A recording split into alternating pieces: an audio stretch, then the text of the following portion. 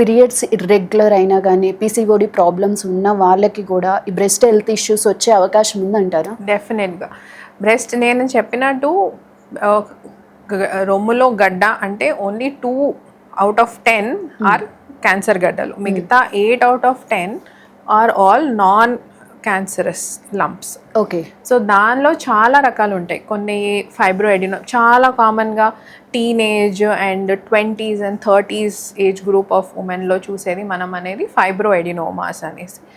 అవి ఏమీ ఇబ్బంది ఏమి ఉండదు. కొంతమందికి పెరుగుతాయి, కొంతమందికి అట్లే ఉండిపోతాయి కూడా. సో జస్ట్ కొంతమంది పేషెంట్స్ ఏం లేదు మేడం అవి అట్టే ఉన్నాయి, సంవత్సరాల నుంచి అది అట్టే ఉంది, ఏం పెరగట్లేదు, దానివల్ల ఏం ఇబ్బంది లేదు అని అంటారు. సో అట్లాంటి వాటిల్ని మనము యూజువల్గా ఏమీ చేయకుండా వదిలేసేయచ్చు.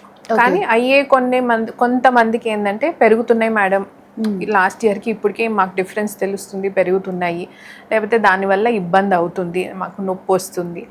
సో కొంతమంది పేషెంట్స్కి ఏమంటే అది దానివల్ల ఏం ఇబ్బంది ఉండకపోవచ్చు, కానీ సైకలాజికల్గా లోపల ఏదో గడ్డ ఉంది. సో అట్లాంటి వాళ్ళకి మనము సర్జరీ చేసి ఆ గడ్డ అనేది తీయాల్సి వస్తుంది. సో ఇట్లాంటివి గడ్డలు చాలా ఉంటాయి. ఫైబ్రోఎడినోమా అనేది జస్ట్ ఒక్క రకమైన గడ్డ, దానిలో చాలా రకాలు ఉంటాయి. సో అవి కొంచెం తక్కువ దీనికన్నా, కానీ ఇంకా చాలా ఉంటాయి. ఓకే. ఇవి కాకుండా బ్రెస్ట్ సిస్ట్ అనేది పెద్ద ఆడవాళ్ళల్లో అంటే మెనోపాజ్కి దగ్గర అయ్యి నెలలు ఆగిపోయే ఏజ్ ఆఫ్టర్ 40 to 50 నెలలు ఆగిపోయే స్టేజ్లో అనేది బ్రెస్ట్ సిస్ట్ అనేది ఉంటుంది.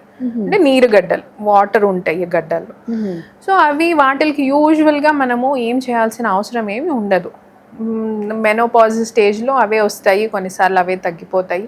మరీ పెద్దగా అవుతున్నాయి లేకపోతే దానిలో స్కానింగ్లో ఏమన్నా మాకు డౌట్ఫుల్గా ఏమన్నా అనిపిస్తే అప్పుడు ఏమన్నా చేస్తాం. ఓకే.